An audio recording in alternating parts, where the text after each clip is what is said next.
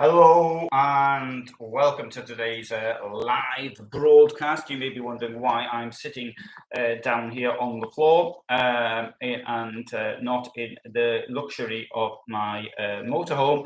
Well, if you've seen my previous live broadcast, you will know where I am and maybe not what I'm doing here, but I'm here because it's a shelter and this is the sort of place I'm supposed to be in.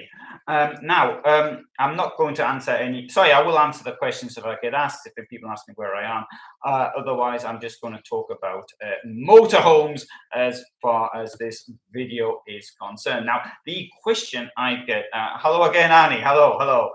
So if you want to ask anything, please put it in there.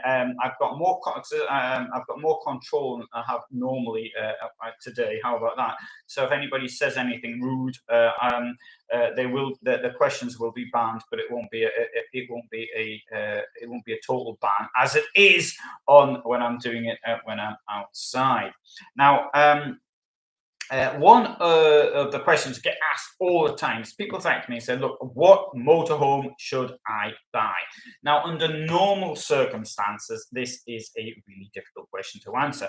But in these times, these special days of shortages and the likes, this question actually becomes much easier because it's not a choice of, so I can't make my mind up between the Hymer, the Carthago, and the Mobilvetta design. Well, I'll tell you what the answer is, and I'll tell you right now. The answer, the motorhome you buy is the one that is available. Now, normally I do lots of talking about things such as understanding what the application is to be. Now, this is maybe because I've got some industrial experience, and I talk about things such as what the application for anything has to be to get it to work. And so in this, so you've got to think, what do I need the vehicle for? What am I going to do with it? So, and when do I want it by? Now, if you're thinking, well, it's April now, it's halfway through April, the sun is beginning to come out, well, in the Northern Hemisphere anyway, so therefore I wouldn't mind, I've got a couple of months before my holidays, maybe I should buy a van now. Well, if that's what you're thinking, you've left it too late. And in fact, you've left it too late, not for this summer, but for next summer. You might get something for the summer of 2024. That's if you want a new vehicle. So why not, instead of getting a new vehicle, can I change your mind and ask you to have a look at what's on the used vehicle? Hello, Jason. Hello. And so what you've got to do now, look at the used market. Now, there's a number of sites which actually do this, and so I can't. And there's a number of sites which are what I would call agglomerative sites, so they sort of pick vehicles out from all over the place, and to have a look at them. Now, what I would urge anybody to do more than anything else is to have a look at the German market, because there's more chance. But the problem now is, if you see something you really like, how are you going to buy it?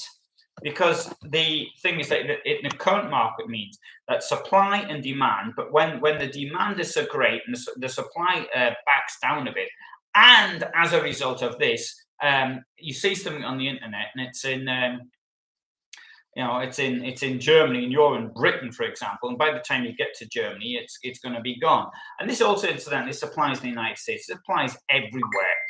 So if you're looking at the market in whatever country, the same rules apply: supply and demand everywhere.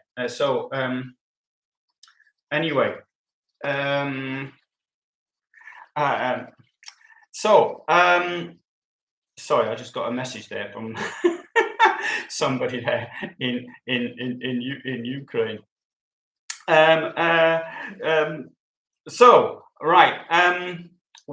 What do we do? So what I suggest very, very strongly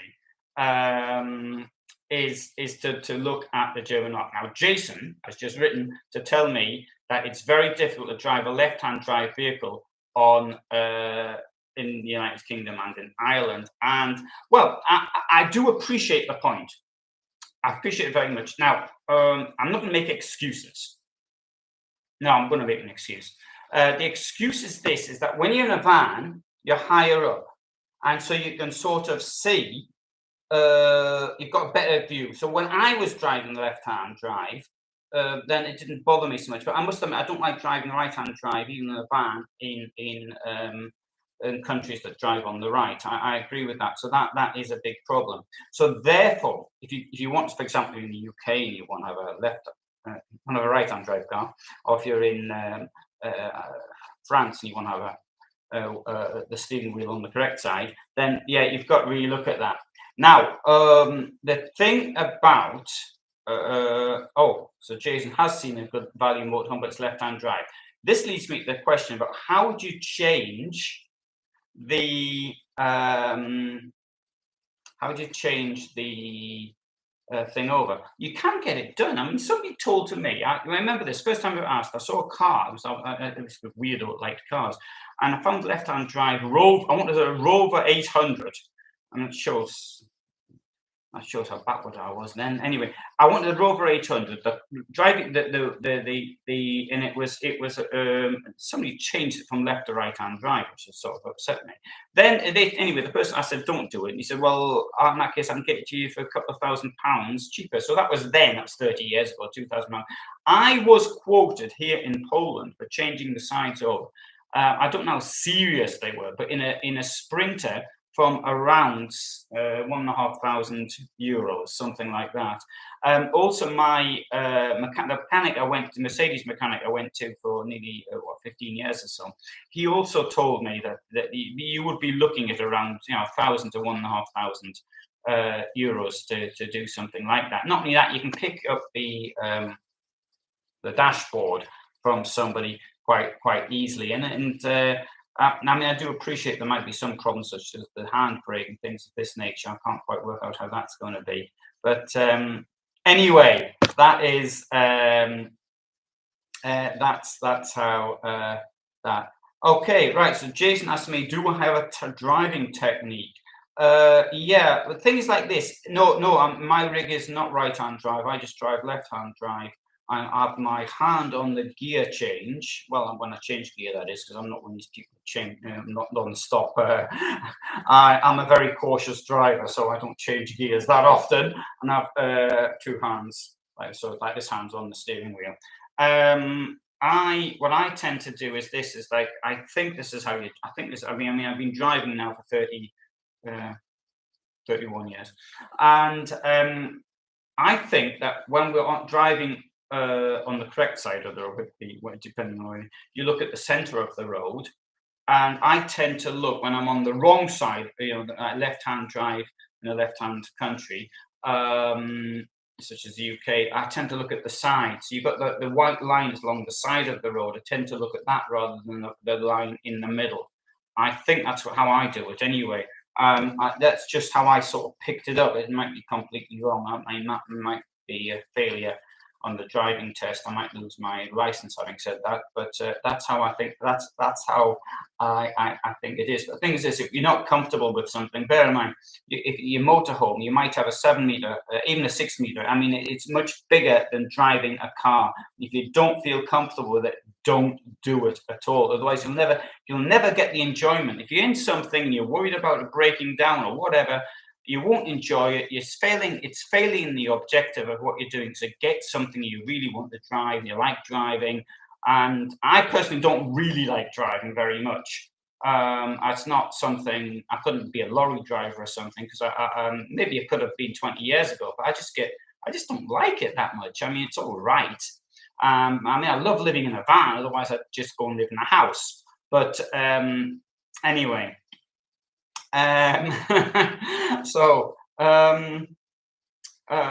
Good. Anyway, so that was it. A quick live for a Easter Monday after. Well, it's not afternoon here; it's evening. In fact, here it's 7 o'clock right now. And hello, Hank. Yeah, 6 meter fifth wheel with a big truck. Yeah. Okay. Right. Try towing a 6 meter. You've got 6 meters behind you, right? Plus the truck up front. And if it's on the wrong side of if the steering wheel's on the wrong side, you're certainly going to notice that. Okay, Thanks very much for everybody for watching. Next time I won't be doing it from a shelter. I'll try and do it from a van, or at least at the very worst by the side of the canal. Depends where I am. I've been asked not to film from outside in Ukraine. So, but once either this war ends or I'm back in Poland or Germany, I'll be in Germany in June. I'll be filming outside again. So thanks very much, everybody, and happy Easter, happy Passover, and Ramadan's all happening at the same time this year. And it'll be Easter here either next week or the week after. I can't remember which one. Thanks very much. Bye.